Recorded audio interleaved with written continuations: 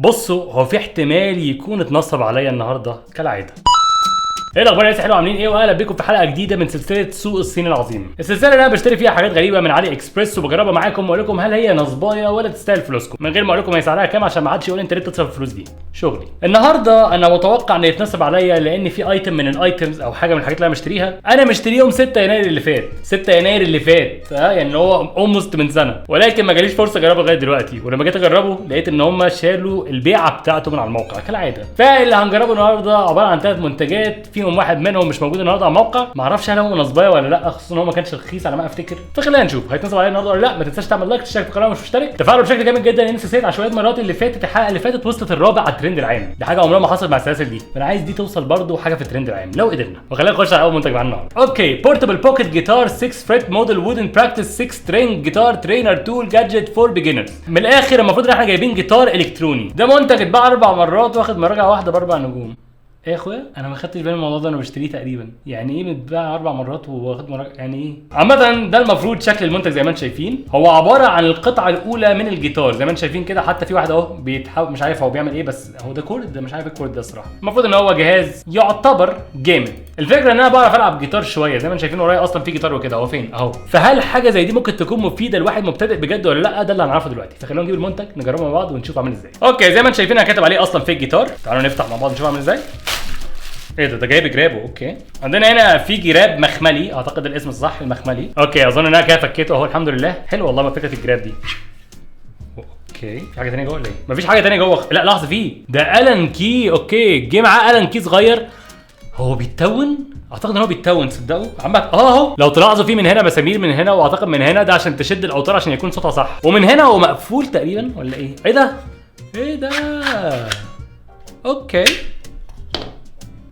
لا انا انبهرت. ده شكل المنتج من قدام يا جماعه، وده شكله من فوق. الفكره انا مش عارف ليه انا كنت فاكر ان ده الكتروني وممكن اعمل بيه مزيكا على البي سي. لو تفتكروا انا كنت ناوي اعمل اغنيه الموقع ده، بس الفكره باظت خلاص. هو عباره عن اول 6 فريتس من الجيتار والاصوات. ايه ده؟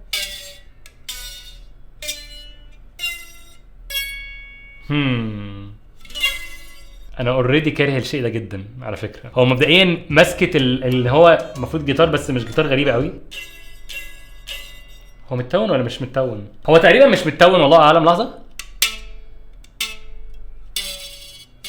هو اصلا مش مشدود. خلونا نحاول اشد الاوتار دي كده ونشوف مع بعوب. هوبفلي تشتغل كويس. هو الحلو في الموضوع ان انت ممكن تغير الاوتار براحتك على ما افتكر. ممكن تغير الاوتار براحتك لو انت عايز. طيب خلونا اعمله وارجع لكم لحظه واحده. بعد محاولات ومحاولات ومحاولات ما عرفتش تتون خالص الشيء ده. تتوينته غبيه جدا لان انت لازم تدوس على السترنج عشان تسمع كويس انت بتعمل ايه وانت بتعمل بالالن كي اللي في ظهرها. فمش عارف اشرح لكم ازاي، بس تخيلوا انا بحاول الف دي وبلعب بالجيتار بنفس الوقت. صعبه جدا. غير كده المفروض الشيء ده بيتباع علشان الناس البيجنرز اللي لسه بيبداوا لعب جيتار، وانا شايف ان هو فيه عيب كبير جدا جدا بالنسبه للناس دي. اولا بما انه مش حاجه اكوستيك، يعني الصوت بتاع الوتر ما بيطلعش جامد، اسمعوا ده اخرك ما بيطلعش جامد. فحاجات التتوين زي البرنامج ده او الاجهزه عامه يعني مش هتعرف تلقط منه الفريكونسي او التردد بتاع الوتر، وبالتالي مش هتعرف تخلي الوتر يكون صوته صح. طيب في ناس بتعمل تتوين بودانها، او لو حد بيعمل تتوين بودانه فهو وصل لمرحله متقدمه مش محتاج ان هو يعمل حاجه زي دي او يستخدم حاجه زي دي. فده بيتباع للبيجنرز اللي مستحيل يعرفوا يتونوا بودانهم، واعتقد ان ده ممكن يصعب عليهم شويه او يعقدهم حتى من ان هم يبقى عندهم جيتار، لان الاوتار يا جماعه كل فتره او مثلا حسب لو هي في الحر او في البرد بيتغير الصوت بتاعها، وده مش صح.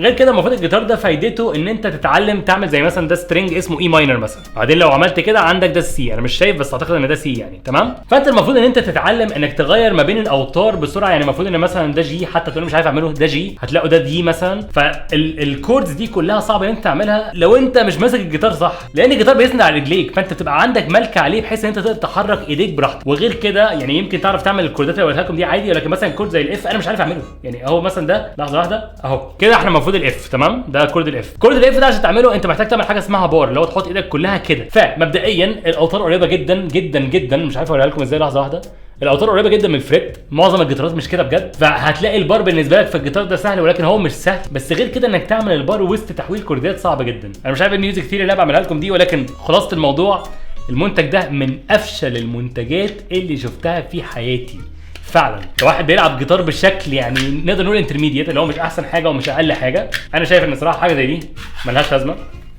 مش هتفيدك، مش هتعلمك حاجه حتى لو رخيصه، لان انا فاكر ان هي كانت رخيصه جدا يمكن ب 3 ريال عماني ولا حاجه، ولكن يعني حاجه زي دي بجد بجد بجد احسن لك تشتري جيتار رخيص وتغير الاوتار بتاعته لحاجه نظيفه على انك تجيب حاجه زي دي حتى لو فرق السعر كبير. فده المنتج الاول معانا، قول لي ايه رايك فيه. لو انت بتلعب مزيكا قول لي ايه رايك في حاجه فاشله زي دي، يمكن هي تكون كويسه بس هم عاملينها غلط. انا كان نفسي تكون هي الكترونيه الصراحه، بحيث ان انت حتى تسمع انت بتعمل ايه، ولكن هي مش الكترونيه. وبس خلينا نخش على المنتج اللي بعده قبل ما نروح على المنتج اللي ممسوح اصلا من علي اكسبريس دلوقتي. 2 pieces NFC business name card e-ink display holder cover student worker ID badge card frame label tag card sign display badge card. هو كارد لو تركز على صورة الست الغريبة دي هتلاقي ان هي واقفة بحزم كده، او يعني فاهم هي بتشتغل في حته يعني شركه يعني، ولابسه هنا حاجه اسمها نيم تاج. والنيم تاج ده يا جماعه زي ما انت تكون لابس حاجه على قميصك مثلا او تيشيرتك مكتوب عليها انا اسمي مثلا محمد مثلا. الفكره ان المنتج ده ممكن تغير فيه الاسم براحتك خالص، زي ما انتم شايفين اهو الاسم زوي، البوزيشن كذا كذا. من الاخر المفروض انت ممكن تكتب اي حاجه عليها في اي وقت، حتى ممكن تغيرها وانت قاعد في مكانك. المنتج ده مفيش عليه ولا مراجعه ومفيش عليه ولا حد اشتريه تقريبا، هو انا بس اللي اشتريته ولا ايه؟ هو انا ما اعرفش ليه مفيش الحاجات دي، بس يعني هنشوف دلوقتي مع بعض. فعلى العموم خلينا نشوف المنتج يستاهل فلوسه ولا لا، اللي انا مش فاكر هي كام. لا كانت غاليه جدا تقريبا، وخلينا نشوف بيشتغل ازاي اصلا. فبسم الله هو جاي في العلبه دي،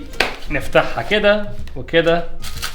عندنا بابل راب، وعندنا في ايه ده؟ هي قطعه واحده بس اللي جات لي ولا ايه؟ انا فاكر ان انا مشتري قطعتين. ما علينا، جات لنا قطعه واحده زي ما انتم شايفين اهي. حطينا في الكيس بتاع كومبوننتس البي سي اللي بيخليها ما تبصش من الكهربائيه قصدي الالكترومغناطيسيه والحاجات دي. ده شكلها من قدام اهو، وانا ملاحظ ان فيها الوان. هي ملونه ولا ايه؟ على العموم من هنا في باركود، وزي ما انتم شايفين في الوان هنا، وما تقلقش المنتج مش فرنسي. ومن ورا مكتوب كلام بيثبت ان المنتج مش فرنسي، ومفروض البطاريه 1100 ملي امبير هنري. فبسم الله اعمل ايه؟ مفيش طريقه استخدام، مفيش اي حاجه خالص، وانا مش عارف اعمل ايه الصراحه. انا اصلا مش عارف افتح المنتج ازاي. هو النهارده الحلقه كلها هبل ولا ايه؟ هو انا استخدمه ازاي؟ والله انا ما اعرفش. لحظه كده، هو مفيش اي حاجه ترمز لاي حاجه على الموقع. انا مش فاهم ده ايه. لا والله في مراجعات على فكره يا جماعه.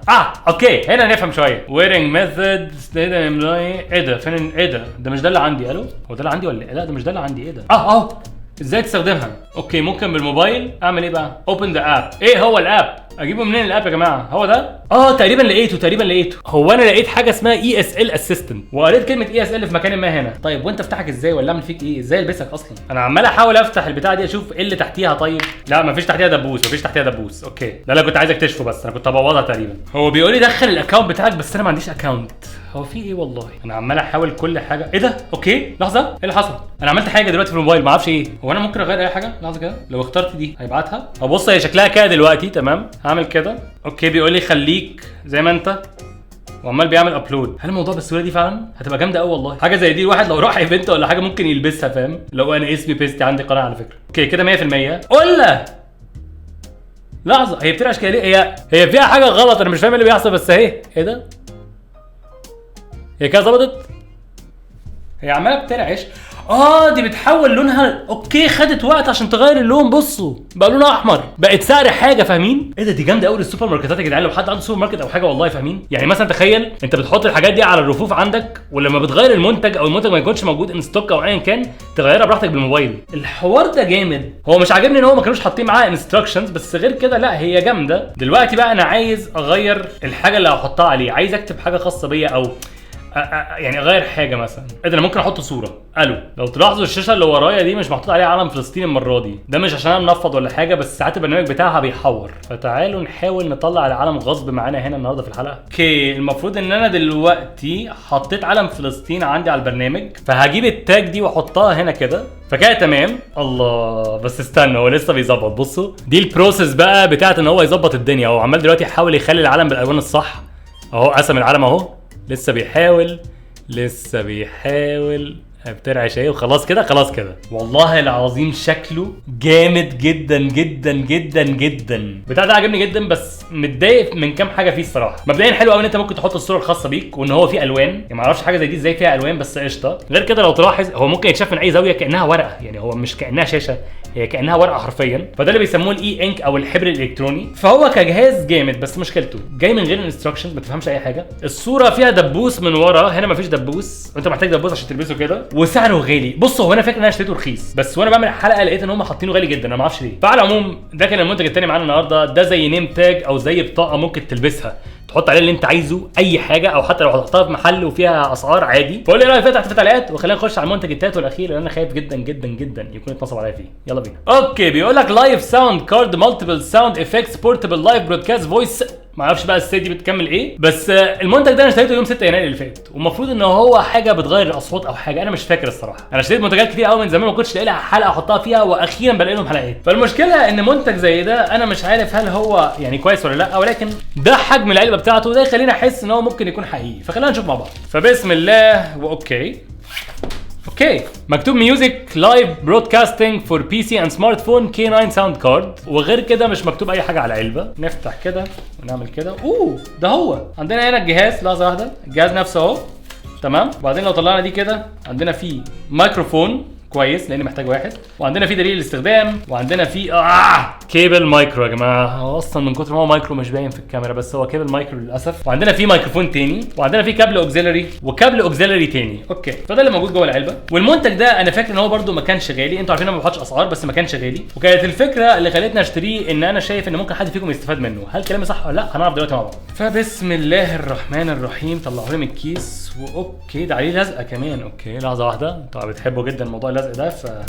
ايه القرف ده؟ اللزقه اتقطعت. ايه ده؟ اوكي انا شلتها بعد عناء اهو. وخلونا نشوف الجهاز عندنا فيه ايه. مبدئيا عندنا فيه من قدام 2 مايكرو يو اس بي، ومعلش انا ببين لكم على الكاميرا دي لان الكاميرا اللي فوق مش مقتنعه بوجود الجهاز. ومن الناحيه الثانيه فيه 2 لايف وميوزك وجاك مش عارف ايه. لحظه كده، في 5 اوكسيلري، لايف 1 لايف 2 ميوزك كوندنسر مايك وهيدسيت جاك. كوندنسر مايك ازاي؟ اعتقد ده تحوير. اعتقد من فوق هنا عندنا مود ومكتوب اوريجينال راب ستوديو دي جي فيميل لوليتا ميل روبوت فونوجراف كي تي في ام سي. ومن هنا مكتوب الكتريك ساوند وفي حاجات غريبه. وعندنا هنا في تريبل والبيز، وعندنا هنا في ميوزك تعليه وتوطيه، مايك تعليه وتوطيه، مونيتور تعليه وتوطيه، ايكو تعليه وتوطيه. وبعدين عندك هنا في لافتر، كيس، ابلاز، دوج، شو اب، كاونت داون، كولد فيل، اليمينيشن، سيررايزد، شير، سلاب يور فيس. سلاب يور فيس يعني نطش نفسك بالقلم. ايه ده؟ وزرار الاون والاوف شغال اصلا ولا فاصل بطاريه؟ شكله فاصل بطاريه. انا وصلته المفروض فنشغل. هو انا مش عارف هو مش شغال ليه. لا يكون ده السبب اللي مخليك يا اسطى ما بتتباعش. والله هو مش شغال. هو ايه ده؟ ما تتحركش يا صاحبي. يا صاحبي مفيش حاجه شغاله، وده شيء يقلقني شويه، ولكن هسيبه كده وهحاول اقرا دليل الاستخدام واقول لكم هل مكتوب في حاجه مفيده ولا لا. لحظه واحده. اوكي خبر حلو، انا شغلت الجهاز. هو طلع بس محتاج يتشحن شويه. لو تركزوا كده، وانا اسف على الزاويه الغريبه، ولكن هتلاقوا ان هو عمال بيرعش جامد اهو ان انا بتكلم. ايه الحاجات اللي فيه؟ مبدئيا ممكن اغير صوتي المفروض، فخلونا نسمع ده هيبقى ازاي. لحظه واحده، انا همسك الجهاز في ايدي كده ماشي. هقلل لكم الصوت هنا شويه عشان بس ما يحصلش فيدباك. فكده تمام. فكده انتوا سامعين صوتي وهو بيتغير. لحظه واحده بقى. كده اوريجينال، كده راب. ايه ده؟ ايه الراب في كده؟ مش فاهم. كده استوديو. اوكي كده دي جي. ويكي ويكي ويكي. كده في ايه ده؟ كده فيميل يعني كده بنوته ماشي المفروض يعني. كده انا عيل صغير. والله عيل صغير والله العظيم. يا ماما كده المفروض راجل. ما انا اصلا راجل. هو ايه ده؟ ما علينا. فكده المفروض راجل. كده المفروض روبوت. ايه الروبوت اللي بيتكلم كده؟ كده فونو. الله الو. ايوه مين معايا؟ كي تي في يعني ايه؟ لا مؤاخذة، هي ليه دي محسني وصوتي بقى حليوه ليه. وعامة الأخيرة عندنا هي الام سي اللي بتخليني زي أسامة منير. عندك مشاكل في حياتك مع نفسك إن شاء الله. طيب وكده صوتي العادي، ومفروض إن في إلكتريك ساوندز، فكده بغير إيه مش فاهم. وممكن أعلي صوت الميكروفون. ممكن أنا أوريكم إزاي. لحظة، أصل أنا موصله في البي سي عشان خلاص بقى يا نجم استنى. أصل أنا موصل الجهاز بالبي سي عشان حاجة معينة، بس هتلاحظوا ان في حاجات كتير ممكن اعملها. كده المفروض بتسمعوا صوتي العادي، فهنسمع الاول الساوند افكتس. فعندنا في لافتر اللي هو الضحك، صوته مخيف شويه ما اعرفش ايه. في بوسه اللي هو كيس. ايه اوكي. عندنا في سقفه اللي هي دي. عندنا في دوج اللي هي دي. open dodge. ايه One dodge. Open dodge. One dodge. هو في 2 منها بس انا مش فاهم معناها ايه. في حاجه اسمها شو اب، دي دخلت المسرح تقريبا. في كاونت داون 10 9 2 1. لا بيعرف يعد. في كولد فيلد. ايه ده؟ ايه الصوتين اللي في الاخر دول جم ليه؟ في اليمينيشن Reduce original sound voice. لا واضح ان هم نسيوا يحطوا الصوت ده، فالصوت بيقول لك حط الصوت من عندك. في سيررايزد ما اعرفش يعني ايه. هو مش انا اللي بقطعها، هي بتقطع هنا. هو مش مكملينها. اوكي. في تشير واخيرا وليس اخيرا في تلطيشه القلم. لا دي صوت بجد دي. فدي الاصوات اللي موجوده كساوند افكتس. في بقى حاجه جامده جدا في البرنامج ده او في الجهاز ده، وهي ان انت ممكن تحط المزيكا بتاعتك. عشان كده هو مزنوق هنا عشان متوصل بالبي سي دلوقتي. ممكن تحط المزيكا بتاعتك وتغني عليها او تعمل عليها اللي انت عايزه. انا بصراحه شايف الجهاز جامد، هو شايفه جامد جدا جدا، بس هو غريب شويه. وطبعا ما يبقاش فيديو ليا من غير ما نغني اغنيه القناه بطريقه ما، فخلونا نعمل كده. تعالوا نغني اغنيه ال 10000 مش ربع مليون. بسم الله. ايوه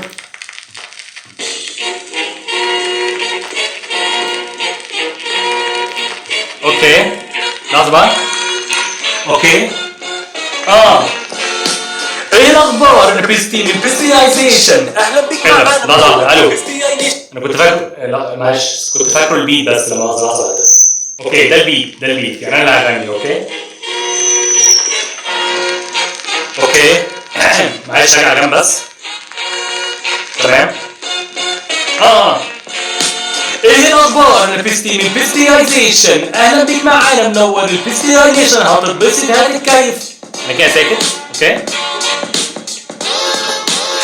عايزك تعرف اننا كل سعاده وهنا طلعنا ونطينا وعدينا في مجرد سنه، والكل واحد هنا عايزك تعرف اننا هنكمل مع بعضنا والكل هيعرف اسمنا. ولو انت وانت بغير خلونا نفتح الباب واوريكم اعظم واجمل واحلى ترحاب. هنكمل للنهايه مليون واحد الغايه، والاخر الحكايه لازم تفضل ويايا.